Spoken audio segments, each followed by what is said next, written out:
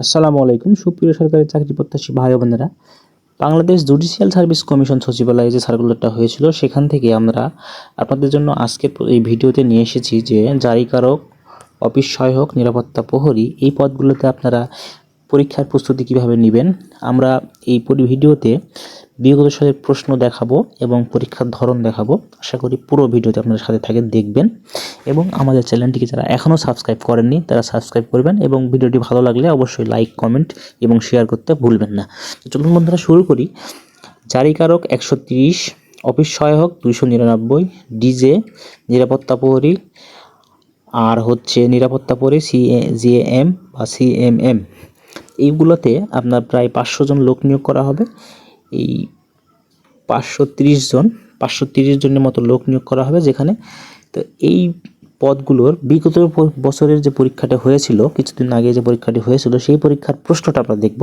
প্রশ্ন দেখার পরে আপনাদের বলে দেবো যে কোন বই থেকে পড়বেন এবং তার পরবর্তীতে বলে দেবো যে লিখিত পরীক্ষাটা কিভাবে হয়েছিল, তার সেখানে কী বইটা পড়বেন, কী টপিকটা পড়বেন। তারপরে ভাইবার প্রস্তুতির বিষয়টা পরবর্তী কোনো ভিডিওতে আলোচনা করা হবে। এখন আমরা প্রিলি এবং লিখিত যে দুইটা ধাপ পরীক্ষা হয় সে বিষয়ে আলোচনা করব। চলুন আমরা প্রিলি প্রশ্নগুলো দেখা শুরু করি।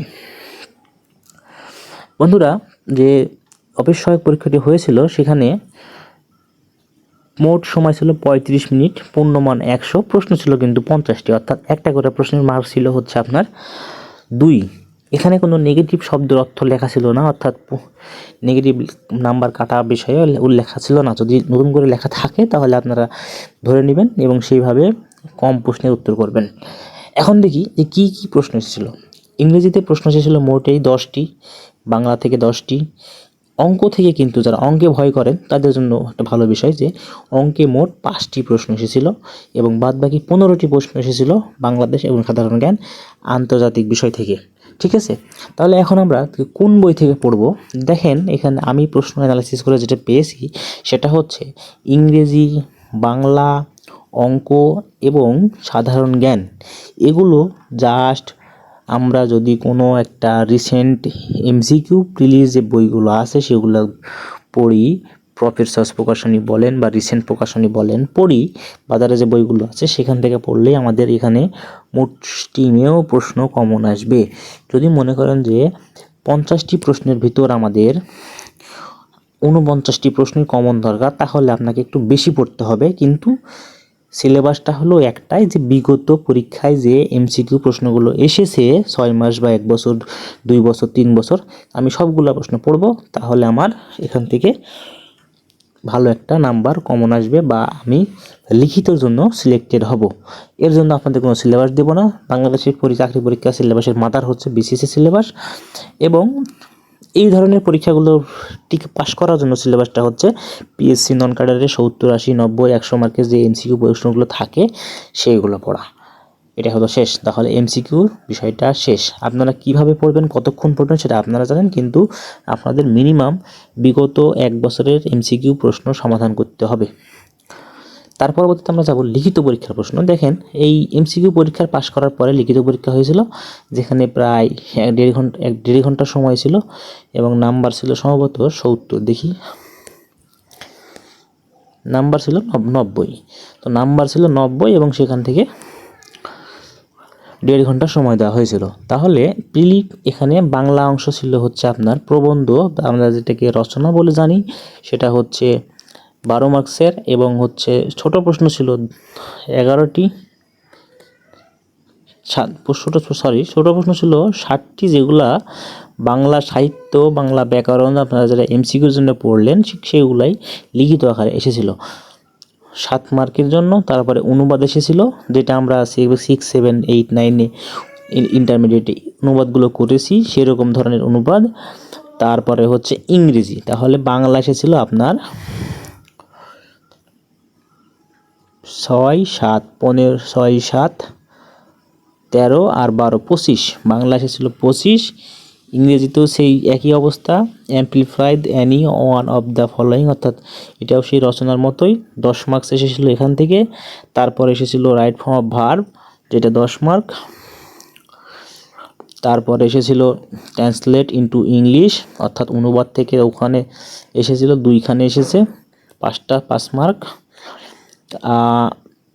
আমি আপনাদের উত্তরপত্রটাই দেখাই। দেখেন এখানে এসেছিল হচ্ছে 5 মার্কসের 5টা, তারপরে হচ্ছে অঙ্ক এসেছিল 4টা অঙ্ক, 5 মার্কস করে 20 মার্কস। অঙ্কগুলো কি এসেছিল? সংখ্যার ধারণা, যেটা নবম দশম শ্রেণীর বুকি, এবং হচ্ছে এর পাশাপাশি সরলকরণের অঙ্ক এসেছিল, তারপরে হচ্ছে ক্রয় বিক্রয়ের অঙ্ক এসেছিল, তারপরে এসেছিল হচ্ছে পরিমিতির অঙ্ক, এর পাশাপাশি এসেছিল হচ্ছে সাধারণ জ্ঞান 20টি।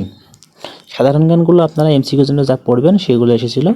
তাহলে এখানে ক্লাস 9-10-এর যে সাধারণ গণিতের বই আছে সেখান থেকে কিন্তু অঙ্ক দিয়েছে, এর বাইরে কোনো অঙ্ক দেয়নি। এখন আমরা বলি যে আপনারা এমসিকিউ এবং লিখিতের জন্য কি পড়বেন। জাস্ট এই প্রশ্নগুলো আপনারা ভিডিওগুলো দেখে দেখে এখান থেকে আপনারা একটু পরিশ্রম করে নোট তৈরি করবেন যে কি কি দিয়েছে। আমি নোট চাইলেই দিতে পারতাম, কিন্তু আমি দিব না, কারণ আপনাদের পরিশ্রম করলে আপনার মেমোরিতে বিষয়টা বদ্ধমূল হয়ে যাবে যে আমাকে কি কি পড়তে হবে আর কখন কিভাবে পড়তে হবে। ঠিক আছে, বইয়ের কথা বললি, যেটা হচ্ছে বাজারে যেই প্রফেসরসের বলুন, সেলফের বলুন, বইগুলো চলে, এগুলোই ভালো। আর যদি আপনাদের বেসিক বই থাকে তাহলে সেটা তো অনেক বেশি ভালো। তাহলে বন্ধুরা, এইভাবে আপনাদের যদি আপনারা প্রিলি এবং এমসিকিউ প্রিপারেশনটা একসাথে নেন, জাস্ট আপনি মনে করলেন যে আমি প্রিলি পড়বো, প্রিলি পড়ে পাস করব, তারপরে লিখিত নিব, তাহলে কিন্তু আপনি ধরা খেয়ে যাবেন। আপনাকে আমি প্রমাণ দিচ্ছি, দেখেন 24/1/26 এই অফিস সহায়ক পরীক্ষার লিখিত পরীক্ষা হয়েছে। আর প্রিলিটা কবে হয়েছে দেখাই, 17/1/26, অর্থাৎ 17 তারিখে প্রিলি হয়েছে, রেজাল্ট হয়েছে। প্রিলির খাতা দেখতে তো সময় লাগে না, রেজাল্ট হয়েছে 24 তারিখে পরীক্ষার ডেট। 1 সপ্তাহ সময় আপনি পাননি, আপনি পাইছেন 6 দিন সময়। আপনি মনে করেন যে দূরে থাকেন, ঢাকাতে গেলেন পরীক্ষা দিতে, বাড়িতে ফেরত গেলেন, দেখলেন যে আবার আপনার লিখিততে পাস করেছেন, আবার পরবর্তী পরীক্ষা। আপনি তখন জার্নির টিকিট ম্যানেজ করবেন না, শরীর ম্যানেজ করবেন না, আপনি পড়াশোনা করবেন। তাই আপনাকে একসাথে প্রিলি এবং লিখিত ভাগ ভাগ করে পড়তে হবে। এবং এ ধরনের যদি আপনাদের ভিডিওটি ভালো লেগে থাকে তাহলে অবশ্যই কমেন্ট করবেন, এবং আরও কিছু জানতে চাইলে ভিডিওর নিচে কমেন্ট করুন, এবং আশা করি আমাদের চ্যানেলটি আপনারা সাবস্ক্রাইব করবেন। সবাইকে ধন্যবাদ। পরবর্তী ভিডিও দেখার জন্য আমন্ত্রণ রইল। আসসালামু আলাইকুম।